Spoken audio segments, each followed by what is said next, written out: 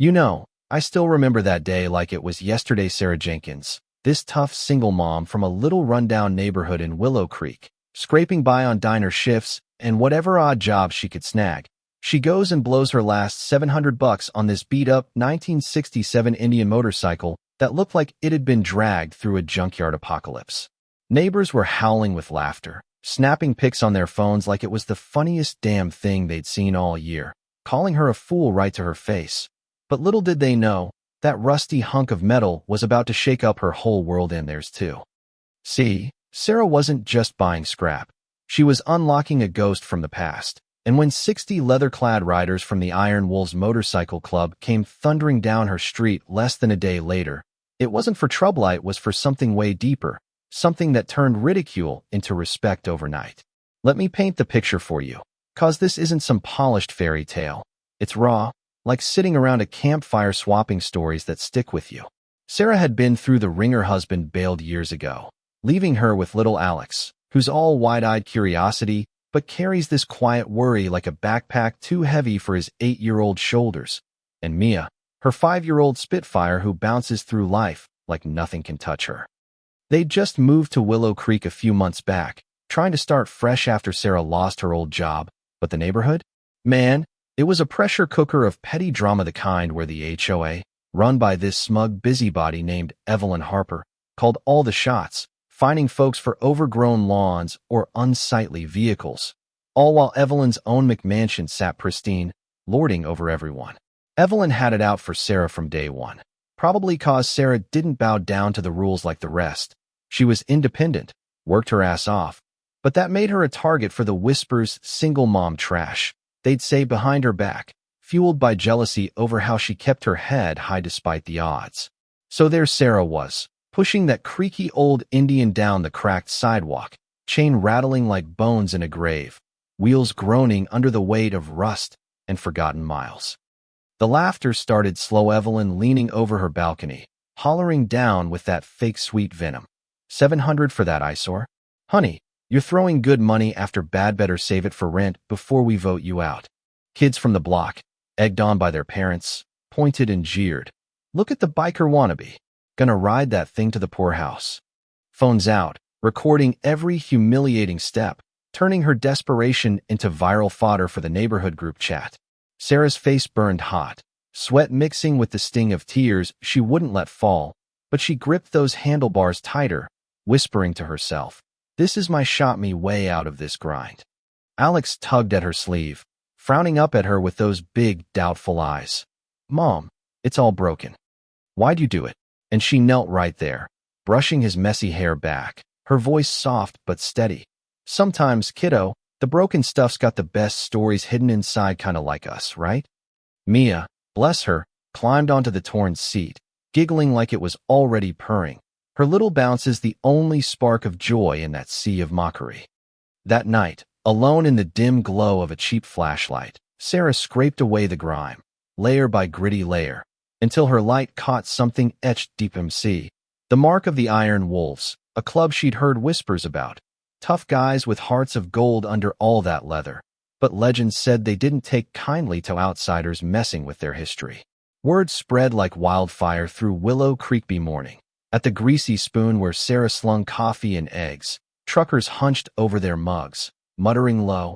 Heard that new gal on Elm Street hauled home an old Indian stamped imp. That's Wolves territory, belonged to Jax Harlan, the guy who went down in that wreck back in '09. The cook, wiping his hands on a stained apron, shot her a grim look over the counter. "You stirrin' up ghosts, girl, if that's Jax's ride.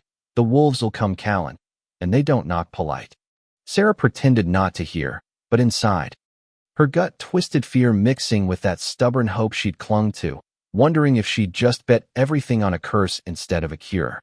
Meanwhile, across town in a smoky clubhouse draped with faded banners and scarred vests, a phone buzzed. A burly rider named Duke Ramirez swiped it open, freezing at the grainy pic of Mia grinning from the seat. His jaw clenched, voice cutting through the haze. "That's Jax's bike, holy hell, it's surfaced." The room went dead silent, eyes turning to the president, Marcus Kane, a grizzled vet with a silver-streaked beard and eyes like forged steel. He didn't yell. He just stood, gravel in his throat. We ride Jax's legacy ain't rotten in some lot. Engines fired up one by one. The rumble building like a storm front, 60 bikes gleaming under the sun, boots hitting pavement as they rolled out. A thunderous wave heading straight for Sarah, who sat by her window that morning, staring at the lifeless frame below, doubt gnawing at her like rust on metal, thinking maybe Evelyn was right. Maybe she was just a fool chasing shadows. The hum started faint at first, vibrating through the floor like a distant earthquake. Then it swelled, roaring closer until the whole street shook. Sarah peeked through the curtains, heart slamming, as headlights sliced the night, 60 bikes fanning out in perfect formation, chrome flashing like knives in the dark. Neighbors who'd laughed slammed doors, peeking from blinds like scared kids, while Alex and Mia clung to her legs, wide-eyed. "Mom, are they bad guys?" Alex whispered, and she hugged them tight, stepping out into the lot, bracing for the worst. Maybe they'd take the bike, maybe worse, all because she'd poked a hornet's nest without knowing. The engines cut as one, silence heavy, ticking metal the only sound until Marcus dismounted, boots crunching gravel, crouching by the Indian with a touch almost tender, tracing the mark. "This was Jax Harlan's," he rumbled, and the riders bowed heads in unison, a hush falling like a prayer, grief raw in the air, not anger. Sarah's knees buckled a bit, stammering, "Two didn't know, just bought it fair." "I'm sorry if—" Marcus rose, towering but calm, extending a hand. "You didn't junk it, you gave it a chance, and that honors him more than you know." Confusion hit her like a wave, but then the shift happened. Tools clinked from saddlebags, floodlights wheeled in, riders swarming the bike with wrenches and sparks, while others unloaded crates of groceries, toys tumbling out for the kids. A tattooed giant knelt by Alex, handing him a candy bar with a grin. "Kid, your mom's got guts, hang tight." Mia squealed at a plush bear, and Sarah? Tears broke free, whispering to Marcus, "Why us? We ain't your people." He glanced at the kids, then back, his voice low. "Family ain't blood, it's loyalty, and you just proved yours by not letting his ride die. Besides, those cowards Logan at you, they don't get to win." That night blurred into magic, sparks flying like fireworks as the Indian transformed under calloused hands, leather seats restitched, chrome scrubbed till it shone, all while rough laughter mixed with stories of Jax, the wild soul who'd ride through hell for his brothers.